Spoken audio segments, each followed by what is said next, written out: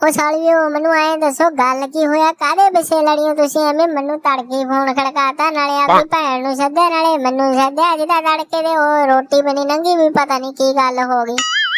ਵੇ ਜੀਜਾ ਗੱਲ ਕੀ ਹੋਣੀ ਆ, ਮੇਰੀ ਗੱਲ ਸੁਣ ਵੇ। ਆ ਮੇਰੀ ਲੂੰਡੀ ਜੀ ਨਹੀਂ ਦੀਦੀ ਤੈਨੂੰ ਗੁੱਤਨੀ ਜੀ, ਇਹਨੂੰ ਇਹਦੇ ਬਾਰੇ ਬੋਲਦੀ ਆ ਇਹ ਛੋਟੀ ਆ ਮੈਥੋਂ। ਦੇਖ ਲਾ ਕਹਿੰਦੀ ਇਹ ਫੜ ਕੇ ਕਕਾ ਦੂੰਗੀ, ਮੈਂ ਕੰਮ ਨਹੀਂ ਕਰਦੀ ਧੰਦਾ ਨਹੀਂ ਕਰਦੀ ਜੀ। ਜੇ ਮੈਂ ਦੇਖ ਲਾ ਸਾਰੇ ਕੰਮ ਕਰਦੀਆਂ ਨਾਲੇ ਮੇਰੇ, ਫੇਰ ਵੀ ਇਹ ਗਾਲਾਂ ਦਿੰਦੀ ਆ ਬੈਠੀ ਆ।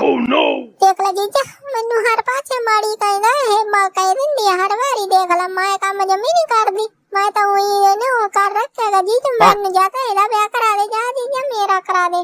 ਅਸੀਂ ਤਾਂ ਇਹ ਤੇ ਲੜੀ ਮੇਰੇ ਨਾਲ 24 ਘੰਟੇ ਲੜਦੀ ਰਹਿੰਦੀ ਆ।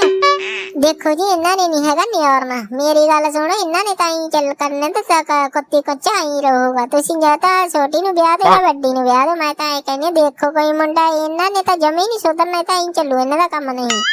ਉਹ ਤੂੰ ਵੀ ਕਾਲੇ ਸੋਚ ਲਿਆ ਕਰ ਬੋਲਣ ਲੱਗੀ। ਇਹਨਾਂ ਮਾੜੀਆਂ ਤਾਂ ਹੈਗੀਆਂ, ਹੁਣੀ ਕਰਾਉਣ ਨੂੰ ਫਿਰਦੀਆਂ ਨੇ ਡੋਲੇ। ਇਹਨਾਂ ਨੂੰ ਮੈਂ ਹੁਣ ਨਾ ਚੜਾ ਨਾ ਘੋੜੀ।